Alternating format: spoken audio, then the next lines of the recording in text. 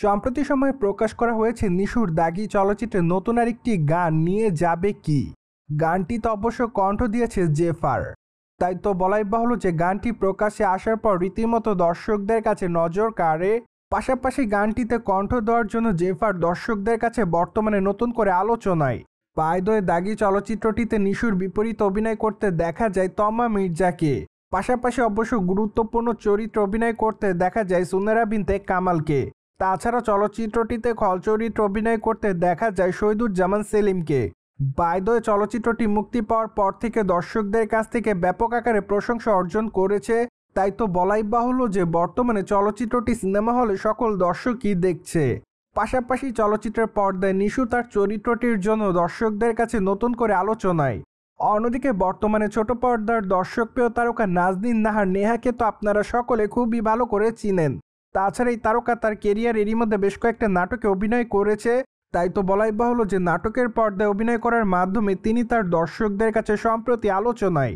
অন্যদিকে সামাজিক যোগাযোগ মাধ্যমে ছোট পর্দার এই তারকাকে সর্বদাই সক্রিয় দেখা যাচ্ছে, কেননা সেখানে এই তারকা তার এফডিডের আপডেটগুলো প্রতিনিয়ত আপলোড করেন। তাই তো বলাই বাহুল্য যে বর্তমানে বেশ কয়েকটা ছবি আপলোড করতে দেখা যায় তাকে।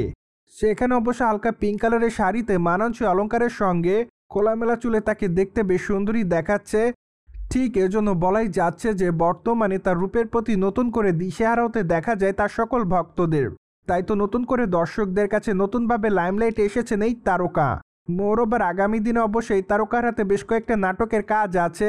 তাই তো অনুমান করা যাচ্ছে খুবই শীঘ্রই সে সকল নাটকের শুটিংয়ের কাজে যোগদান করবেন এই তারকা।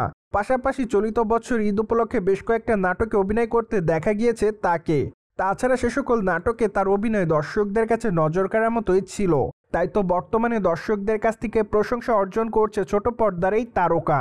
অন দ্য আদার হ্যান্ড চলিত বছর ঈদ উপলক্ষে সাকিব খানের বরবাদ চলচ্চিত্রটি মুক্তি পেয়েছে। তাছাড়া চলচ্চিত্রটি মুক্তির পর দর্শকদের কাছ থেকে ব্যাপক আকারে প্রশংসা অর্জন করছে এই তারকা। কেননা চলচ্চিত্রের পর্দায় সাকিব খানের অভিনয় রীতিমতো তার ভক্তদের কাছে নজর কাড়ে। তাই তো বলাই বাহুল্য যে চলচ্চিত্রটি দর্শকরা দেখার পর থেকে নতুন করে আলোচনায় এই তারকা।